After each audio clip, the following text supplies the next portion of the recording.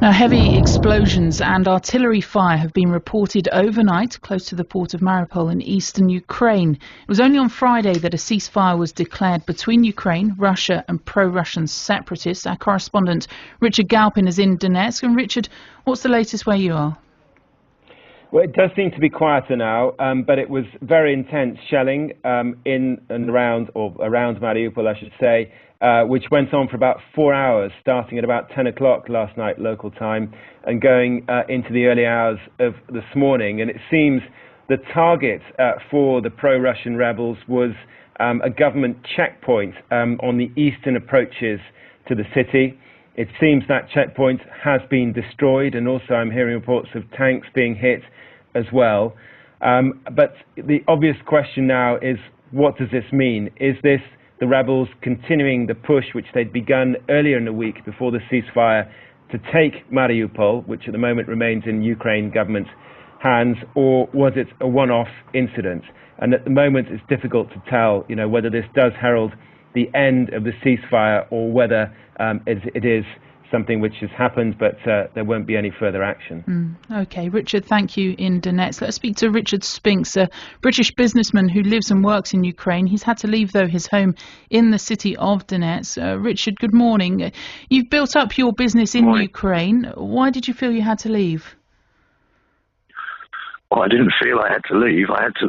My house. Well, I live in a certain area which was attacked just under 2 weeks ago, and in fact, the houses all around me were hit by mortar and grad fire. It was a pretty isolated incident, to be honest, and just unfortunate, I guess, that our houses were in the line of fire. But I've got a young family and children. And I'm British, and it wasn't sustainable for me to be there. I mean, I was at great risk of abduction, most likely, and my children wasn't prepared to live from where they were. Unfortunately, we had to leave, so we left. We got out on the last train before the train service stopped.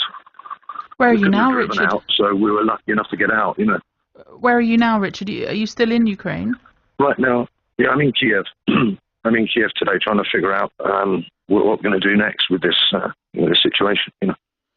It must feel incredibly unreal, Richard, being in that situation. Well, it is, in so much as most people ask me, say, well, why don't you just go to England? You're English, you can just leave. Well, I can't, because of the clerical blunder about 11 years ago when my first son was born here. It meant that they are unable to get visas.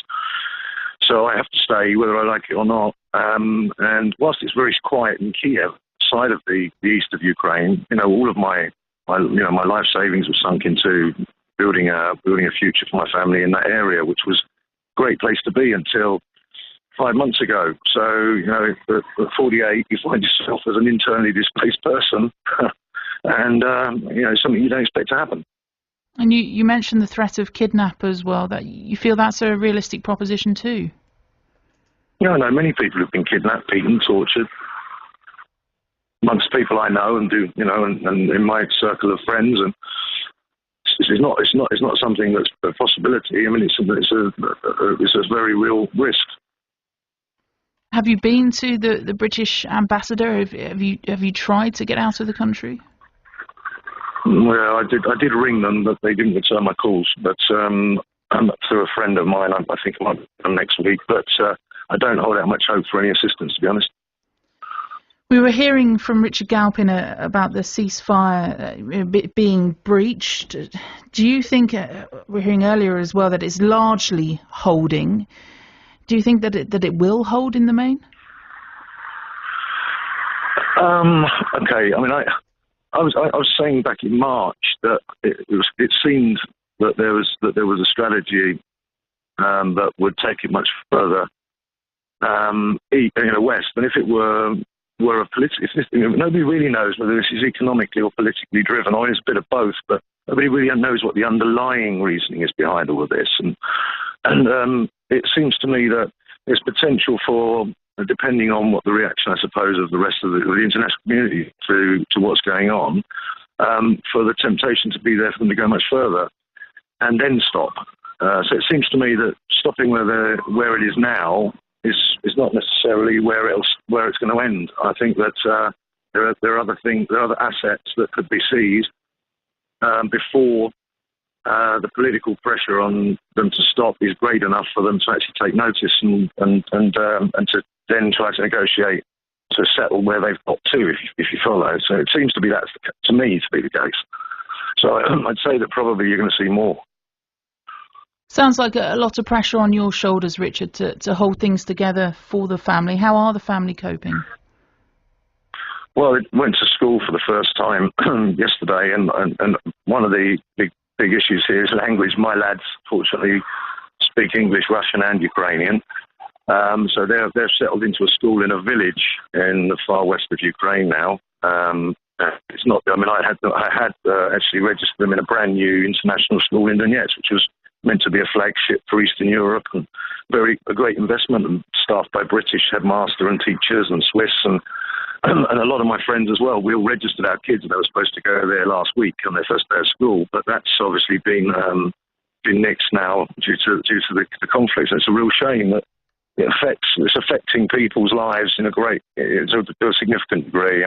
Even the people who are fortunate enough to be able to leave, their lives are turned upside down. I mean, I'm busy with what I do work-wise. My family are safe, and that was my prime concern. And I'm hoping that we can actually stop where we are, because we're far enough away for it to be out of mind. But there's a lot of people who couldn't leave, and my thoughts are with them, to be honest.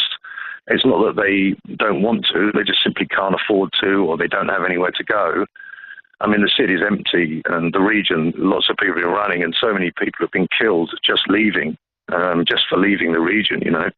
Children and their mothers, and on occasion their fathers. Normally, the men would stay and just move their families out. But I just hope that nobody else gets hurt, and that no more disruptions caused by this.